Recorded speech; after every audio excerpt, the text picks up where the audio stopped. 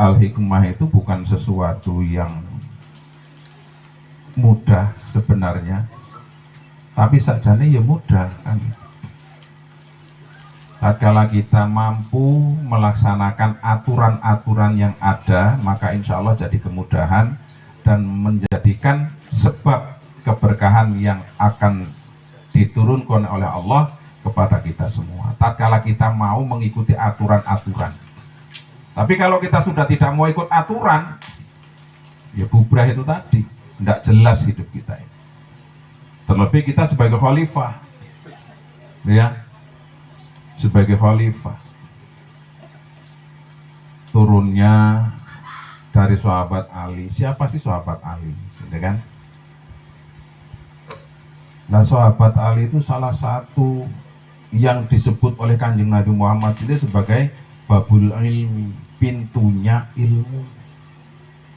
Nah, kalau kita yang ikut di Al-Hikmah kemudian nggak mau meraih ilmu, nggak mau mencari ilmu, terus kira-kira ada persesuaian nggak? Kan tentunya nggak ada. Terus Al-Hikmah itu orangnya senang berjuang sampai titik darah penghabisan. Kita mungkin tidak ada yang tidak tahu lah, kan gitu ya, bahwa putra dari sahabat Ali yang merupakan cucu Rasulullah Shallallahu Alaihi Wasallam yang bernama Husain itu tatkala memperjuangkan Islam sampai bagaimana itu kisahnya, sangat tragis. Sudah dipenggal lehernya, kemudian kepalanya disunduk dengan tombak, kemudian dibawa lari di sepinggir di sepanjang lapangan di Padang Karbala. Padang Karbala ngerti sampean di mana?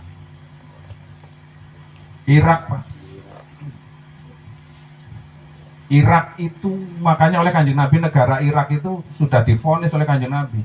Ini nanti di negara ini akan tumbuh tanduk-tanduk iblis. Itu kejadian pertama yang sangat bikin nek gitu maksudnya. Ya bikin jengkel yang pokoknya bikin marahnya muntap gak karu-karuan itu ya pembunuhan terhadap cucu Rasulullah Shallallahu Alaihi Wasallam. Makanya sampai hari ini ISIS lahir di Irak. Karena memang Irak itu negara yang dikutuk oleh Rasulullah. Irak itu tidak akan menjadi negara Islam, tidak. Dan Irak tidak akan pernah mengalami ketentraman di dalam mengelola negaranya. Karena memang negara terkutuk kok itu. Sudah dikutuk oleh Rasulullah. Tatkala Rasulullah mendoakan negara Yaman, negara Mesir, negara-negara yang lain didoakan oleh Rasulullah Sallallahu Alaihi Wasallam, bahkan Eropa didoakan oleh Rasulullah. Tapi tatkala itu Rasul diminta untuk mendoakan Irak, nggak mau sama sekali Kanjeng Nabi mendoakan negara Irak supaya menjadi negara yang diberkahi oleh Allah, tidak mau. Karena memang di Irak kata Rasulullah akan tumbuh tanduk-tanduk iblis, itu kata beliau. Nah, sekarang kita kok ada yang ikut-ikut ISIS.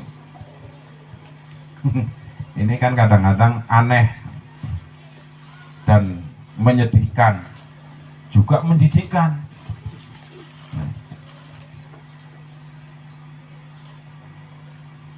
Oke. Kemudian dari Sayyidina Husain, Al-Hikmah diturunkan kepada Sayyid Ja'far Shadiq.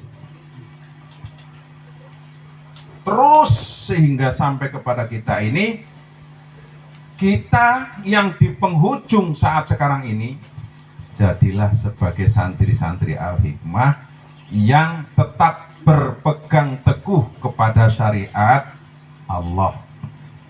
Dan berpegang kepada syariat Allah, tentunya kita harus tahu syariat Allah itu yang mana. Kalau kita ingin tahu syariat Allah itu yang mana, ya ngaji Al-Quran lagi. Sampai di mana kita ngajinya itu? Sudah mulai ngaji lagi apa belum kita ini? Sesuatu yang harus dan berkewajiban dan wajib untuk kita. Jadi kita senantiasa menyatakan saya terlalu sibuk. Padahal tidak ada manusia yang tidak pernah sibuk. Bahkan Kanjeng Nabi sendiri tatkala diberikan penawaran oleh Gusti Allah bahwa hai Kanjeng Nabi Muhammad, umatmu kalau pengen diterima tobatnya itu 10 tahun dari sebelum dia meninggal dunia harus sudah bertobat. Kanjeng Nabi jawab apa? Ya Allah, kula nggih mboten sanggup, saya tidak akan sanggup kalau seperti itu. Karena umat saya itu umat yang paling kecil, tapi umat yang paling sibuk, umurnya paling pendek-pendek. Ya sudah, kalau gitu 1 tahun sebelum umatmu itu meninggal harus sudah bertaubat, baru tak terima tobatnya. Ya Allah, masih belum sanggup. Masih belum sanggup ya Allah. Ya sudah, kalau begitu 1 minggu sebelum meninggal harus sudah bertaubat. Ya Allah, masih belum sanggup. Tidak akan mungkin kalau dikasih waktu 1 minggu taubat, baru taubatnya diterima sebelum meninggal. Terus ya sudah, kalau gitu 1 jam sebelum meninggal. Tidak sanggup ya Allah. Oke, kalau memang itu permintaanmu wahai Muhammad, sebelum nafas sampai di tenggorokan, tatkala umatmu masih bertaubat, maka tobatnya akan diterima oleh Allah Subhanahu wa taala. Oleh karena itu, tatkala ada yang mau meninggal, kita diharuskan menunggui dan membimbingnya. Siapa tahu begitu nafas mau ditarik sudah sampai di tenggorokan masih dapat menyatakan Allah, Allah, Allah. Ya. Karena ucapan Allah atau ucapan la ilaha illallah Muhammadur Rasulullah itu perlambang bahwa orang itu mau bertobat kepada Gusti Allah Subhanahu wa taala. Ini. Saudara-saudaraku pun mulai ngantuk. Nggih. Sampeyan dereng kula sing pun ngantuk kok kula. Jane ya tadi malam tidak tidur. Kok sekarang ngantuk gitu kan aneh ya. Nah, ya, tadi malam jadinya nggak tidur, Pak. Tapi kalau sekarang ngantuk. Wayai ngopi. Apapun wayah ini. Pun nggih. Kalau sudah wayahnya ya insya Allah nanti tugasnya Kang Iis. Hadirin yang dirahmati oleh Allah Subhanahu wa taala, saya kira kalau kita membicarakan hikmah itu sebenarnya sangat luas. Hanya waktu yang tidak memungkinkan untuk berbicara itu. Kenapa? Karena hikmah itu sebenarnya meliputi semua kehidupan kita gitu. Jadi langkah hidup kita mau kemana, itu yang akan membimbing benar salahnya itu adalah hikmah, ilmu yang akan diberikan oleh Allah kepada kita.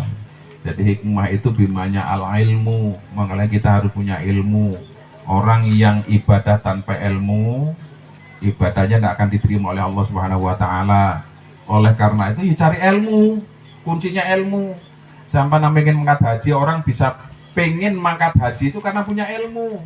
Orang bisa pengen yang macam-macam itu karena ilmu. Kalau pengennya yang macam-macam ya karena ilmunya macam-macam itu tadi. Kalau ilmunya cuma satu, pengennya satu. Kan gitu sih. Oleh karena itu, mari kita tetap berusaha terus pertahankan ibadah kita kepada Allah Subhanahu wa taala, istiqomahkan walaupun kata siapa? Kata Kang Ari, istiqomah sekarang jauh kau lihat. Oh iya, enggak apa-apa. Kalau kita mau mencari, kita usahakan, insya Allah ketemu istiqomah kita, kan gitu ya. Walaupun istiqomahnya sudah jauh. Nah, itu saja, segala hal yang kurang berkenan mohon dimaafkan, dan akhirnya nanti kita akan saksikan bersama sedikit atraksi lah gitu ya, bahwa ternyata wong Islam ki yo duwe sesuatu yang untuk menjaga dirinya masing-masing. Ini bocah ahli hikmah kan orang kan terus pamer sana sini kan tidak toh. Karena yo isin arepe pamer, sing pamer kok apa lho ngene kabeh ngene Gusti Allah kan gitu sih. Makanya kuncinya ufawwidu amri ilallah la haula wala quwata illa billahil aliyyil azim, kan itu. Mulane ojo ngasih lah pamer sana sini jijik. Nah, itu perlu dicecek dulu yang seperti itu kan. Akhirnya segala hal yang kurang berkenan sekali mohon maaf. Wassalamualaikum warahmatullahi wabarakatuh.